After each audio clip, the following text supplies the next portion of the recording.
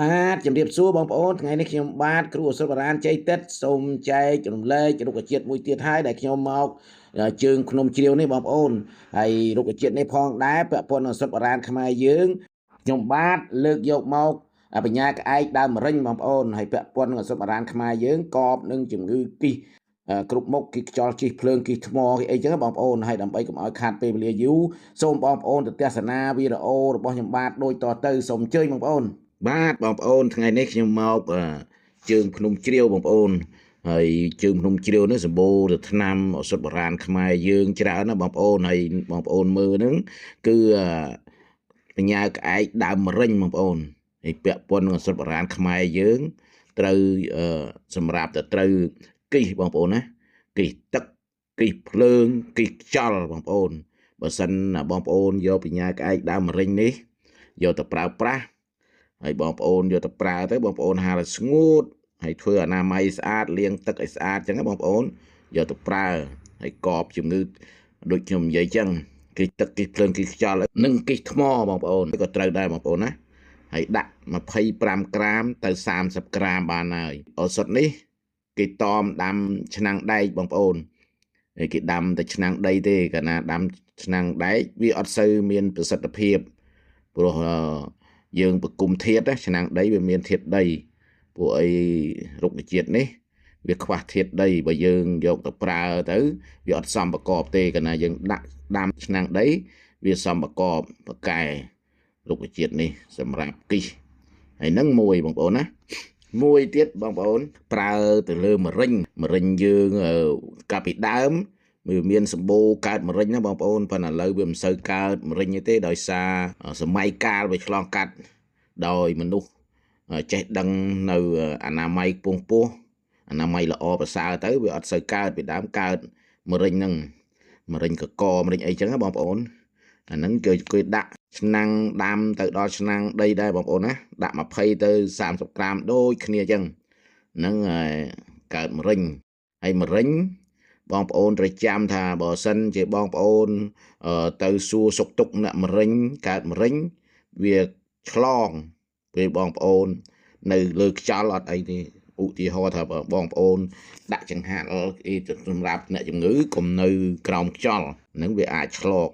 ពេលមេរោគម្រិញហ្នឹងវាយើងដកដង្ហើមទៅវាឆ្លងណាបងប្អូនបើទៅសួរសុខទុក្ខអ្នកជំងឺគេនៅលើខ្យល់ហ្នឹងម្រិញហើយដាំពិសាទទួលទានទៅរុក្ខជាតិបញ្ញាក្អែកដើមម្រិញនេះនឹងជាសះស្បើយតែមកមុខទេបងប្អូនពីដើមបងប្អូនណាគ្រូឱសថបុរាណជើងចាស់រុក្ខជាតិមួយទេដើម្បីព្យាបាលរោគត្រួតរោគហើយប្រើរុក្ខជាតិមួយបើមានរោគ2បានប្រើរុក្ខជាតិ2ជួនកាលណារុក្ខជាតិមួយហ្នឹងវាប្រើដល់រោគ2 3នោះដែលរោគពាក់ព័ន្ធនឹងជំងឺដែលលោកឥសីត្រួតរោគហើយអញ្ចឹងដាក់តែរុក្ខជាតិតែមួយនឹងទេអញ្ចឹងណាបងប្អូន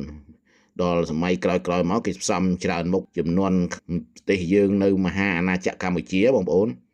ដែលមានមន្ទីរពេទ្យបុរាណ102នោះចំនួននោះគេប្រើភាគច្រើនគេប្រើតែរុក្ខជាតិមួយមុខទេពេលមកដល់ក្រោយមកវាបំលាយកាត់ស្រុកខ្មែរយើងការដើមមានថ្នាំពេទ្យថ្នាំវិទ្យាសាស្ត្រណាបងប្អូនមានតែថ្នាំឱសថបុរាណហ្នឹងថ្នាំសម័យ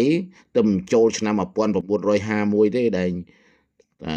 ឱសថសម័យចូលជួយសង្គ្រាមលោកទី2ហើយបារាំងនាំចូលឱសថសម័យបារាំងមកទៅឆ្នាំ1951ហ្នឹងបាននាំចូលឱសថសម័យខ្លះមកពីដើមជាបាលជំងឺដោយគ្រូឱសថបុរាណនិងឥសីពីដើមជាបាលមនុស្សដោយប្រើរុក្ខជាតិនេះឯងបងប្អូនហើយមានអាយុវែងទៀតអាយុពីដើមបងប្អូនណាតូចបំផុតក៏80ជាងដែរហើយច្រើន100 101 100 101ឥឡូវតា60ចង់ទៅណាតណីហើយស្មាទោសបងប្អូនដូច្នេះ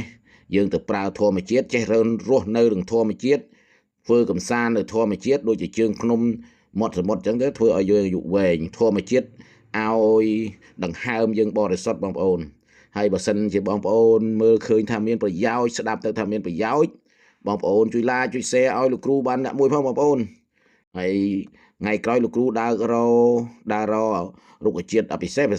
ចែកជូនបងប្អូនជាធម្មទានដើម្បីបម្រើសុខភាពបងប្អូនហើយនៅជាចុងក្រោយនេះខ្ញុំបាទ គ្រូសុទ្ធបរានជ័យទឹកសូមបួងសួងនៅវត្ថុទាំងឡាយក្នុងលោកមានព្រះអរិយបុគ្គលជាដើមសូមឲ្យព្រះអរិយបុគ្គលនោះបង្ហោះបង្ហើរផ្លុំជួយបង្ហើររោគគាបជាធិបងប្អូនឲ្យជាសះស្បើយវិនិច្ឆ័យសន្តិអស័យសតោម្យ៉ាងទៀតសូមពរជូនពរ4ប្រការគឺអាយុវណ្ណៈសុខៈពលៈកំបីគ្លៀងគ្លាតឡើយខណៈពេលនេះខ្ញុំបាទគ្រូសុទ្ធបរានជ័យទឹកសូមគោរពសូមជម្រាបលា